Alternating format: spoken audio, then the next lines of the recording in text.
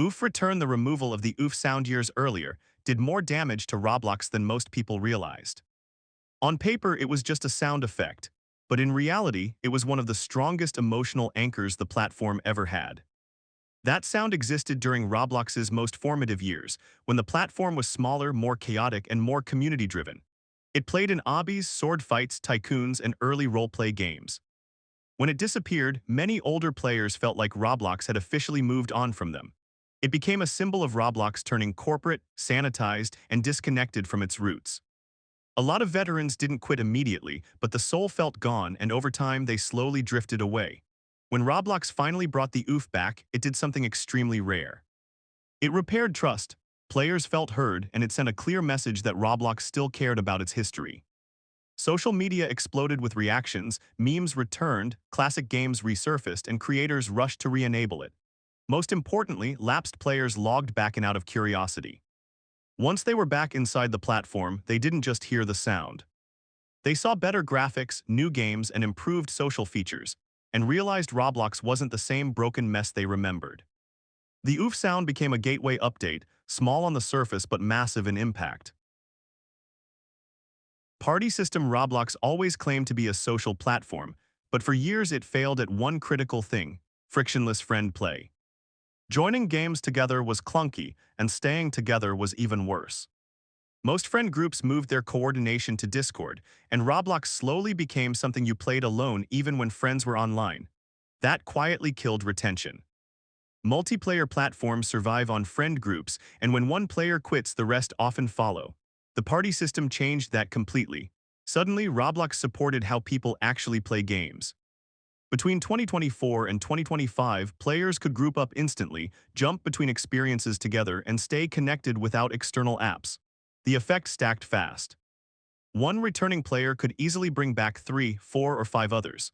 Friend groups that hadn't touched Roblox in years reunited just to test it out. Those sessions turned into habits, and habits turned into daily logins. This update didn't just bring players back, it brought entire communities back at once. Discovery algorithm. For a long time, Roblox suffered from stagnation. The front page barely changed, and the same games dominated for years. New players felt overwhelmed, and returning players felt like nothing had evolved. The Discovery overhaul fixed a problem most players couldn't name but absolutely felt. Roblox stopped being a static billboard and started acting like a personalized feed. Old favorites resurfaced, similar genres appeared naturally, and recently played games actually mattered. This was huge for returning players. Instead of logging in and seeing games they didn't care about, they immediately saw something familiar. That familiarity reduced friction. They clicked in and stayed longer. For creators, this also revived forgotten games. Experiences that had been dead for years suddenly saw player spikes, updates resumed, and communities reformed. Roblox felt less like a graveyard of abandoned projects and more like a living ecosystem again. Discovery didn't just bring players back, it gave them a reason to stay. Avatar. Changing avatars are identity. When players feel disconnected from their avatar, they feel disconnected from the platform itself. For years, Roblox's avatar direction confused players. Blocky versus realistic, R6 versus R15, layered clothing bugs and awkward proportions created frustration. The customization expansion fixed this by doing something simple but powerful, lowering the barrier. Auto setup let players look good instantly. Layered clothing became more usable, and outfit management felt smoother. Players didn't just customize, they experimented. Fashion games exploded. Roleplay servers filled up again, and players logged in daily just to tweak outfits. This mattered because avatar interaction is one of the strongest retention loops on Roblox. Even when players weren't actively gaming, they stayed engaged. Older players returned because they could finally modernize their avatar without losing its original identity. Game updates. Some Roblox games didn't just update, they turned updates into cultural moments. These weren't small balance patches, they were expansions, overhauls, seasonal events, and content floods. When games like Grow a Garden or Steal a Brain Rot updated, Roblox itself felt the impact. Servers filled instantly, player counts shattered records, and social media algorithms pushed Roblox content again. Former players didn't return because they loved Roblox. They came back because everyone was talking about it. That kind of social pressure is powerful. Once inside, many realized Roblox had evolved far beyond what they remembered.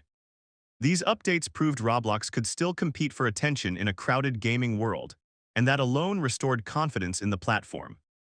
Live content for a long time, Roblox had a visibility problem. Games were updating constantly, but players barely noticed. An experience could receive a massive update or seasonal event, and unless you followed the developer on social media, you'd never know it existed. This made Roblox feel strangely static, even though content was being added non-stop. The push toward live content and visible events changed everything. Roblox began surfacing events through experience pages, event sheets, banners, and platform-wide promotion. Updates weren't hidden anymore, they were announced. Players could see what was happening when it was happening, and what they'd miss if they didn't log in. Limited-time rewards, exclusive badges, seasonal content, and event-style mechanics triggered fear of missing out. Players who had quit started logging in just to check what was new, and that check turned into real play sessions. Roblox stopped being something you randomly played and became something you checked regularly. Stability, one of the most underestimated reasons players abandoned Roblox, wasn't content, it was reliability. Laggy servers, delayed physics, random crashes, broken hitboxes, and mobile overheating slowly drained enjoyment. Players didn't rage quit, they quietly stopped coming back. Roblox addressed this with long-term backend improvements instead of flashy announcements. Server stability improved, physics became more consistent, load times shortened, and mobile performance saw noticeable upgrades. This didn't trend on YouTube or turn into memes, but it removed the friction that pushed players away. When returning players logged in and realized Roblox finally ran smoothly, they stayed longer than expected. Stability builds trust, and trust turns returning players into regulars. Feeling alive, this wasn't a single update, it was everything finally lining up. For years, Roblox suffered from a feeling of emptiness. Friends lists were inactive, games felt abandoned, and updates were invisible. The platform felt quiet even when millions were online. That feeling changed.